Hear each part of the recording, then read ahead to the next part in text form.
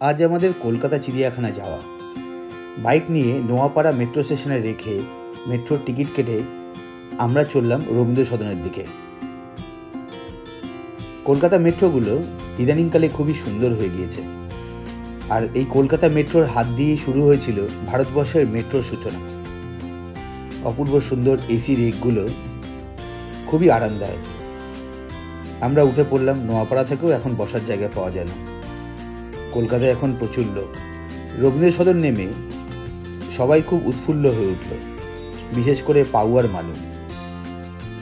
আমরা মেট্রোতে স্টেশনে নেমে উঠে গেলাম রবীন্দ্র সদনের রাস্তার দিকে। ওখান থেকে একটা ট্যাক্সি নিয়ে আমরা গেলাম চিড়িয়াখানা।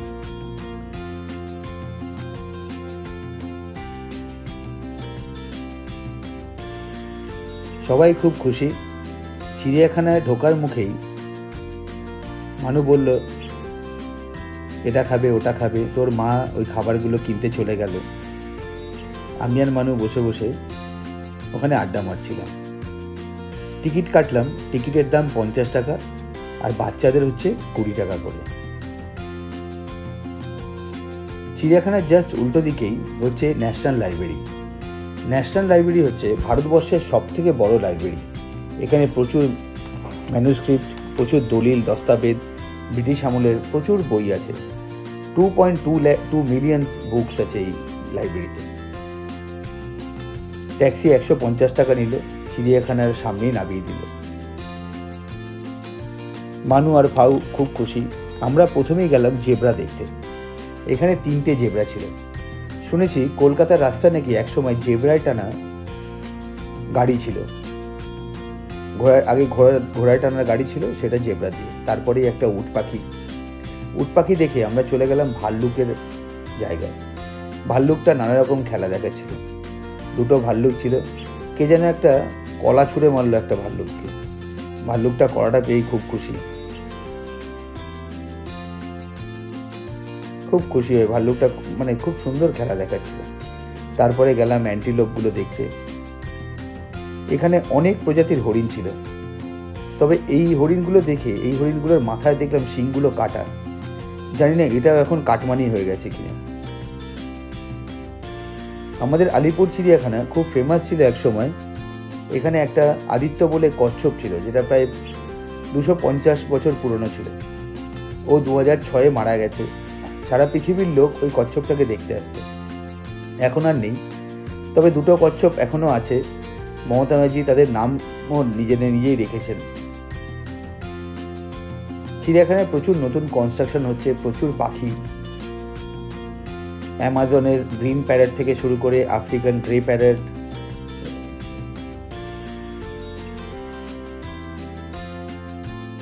পিকক হেন, ওইসব অনেক রকম পাখি। অসাধারণ, খুব ভাল লাগছিল।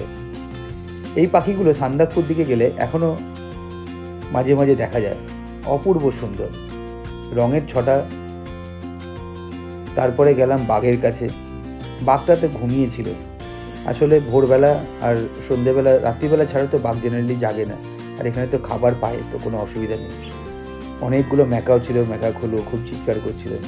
মানু আর পাউ দুজন মিলে দৌড়াদৌড়ি করছিল। সবাই খুব খুশি। আজকে আমার আর অরিত্র সাইকেল নিয়ে খেজুরের রস খেতে যাওয়ার কথা ছিল, কিন্তু এইটার জন্য ক্যান্সেল হয়ে গেছে। প্রচুর পাখি একটা জায়গায় রাখা, সব মাইগ্রেন্ট বার্ড। এদের মধ্যে কয়েকটা কাকও ঢুকে পড়েছে। খাবার লোভে ঢুকে পড়ে আর বেরোতে পারছে না। আমার খুব সেই কয়েকটা নেতা মন্ত্রীদের কথা মনে পড়ছিল, যারা জেলে বন্দি। তারপরে গেলাম জিরাফের কাছে। এখানে 2টো এশিয়াটিক লায়নও ছিল। কদিন আগে আমরা ওদের দেখলাম গির ফরেস্টে। তারপরে হর্নবিল দেখলাম। ওর পাশেই কত ময়ূর ছিল। অসম্ভব সুন্দর। বাচ্চাদের নিয়ে অবশ্যই একবার যাওয়া উচিত। এখানে গেলে ওরা অনেক কিছু দেখতে পাবে। তারপর সবাই মিলে দৌড়ে আমরা চলে গেলাম হাতির দিকে। হাতির পাশে জলহস্তি ছিল এবং গন্ডারের একটা জায়গা ছিল, কিন্তু ওরা কোথাও লুকিয়ে ছিল বলে দেখা যায়নি। হাতি নিজের মস্তিতে ছিল, খুব সুন্দর খেলা করছিল। তারপরে মানু আর পাউ দৌড়াতে দৌড়াতে ঘুরে আসলো।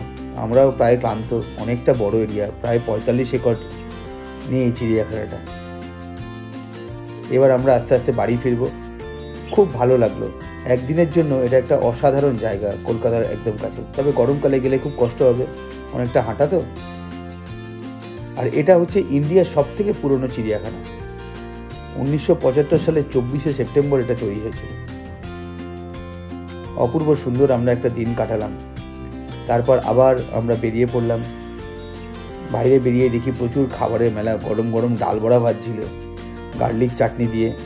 তার পাশেই দেখলাম কর্ন অন দ্য কব, মানে ভুট্টা পোড়ানো হচ্ছিল। এখানে অবশ্য বাটার দেয় না, সুন্দর লেবু দেয়। তারপর নন্দনের সামনে থেকে গিয়ে আবার মেট্রো ধরলাম।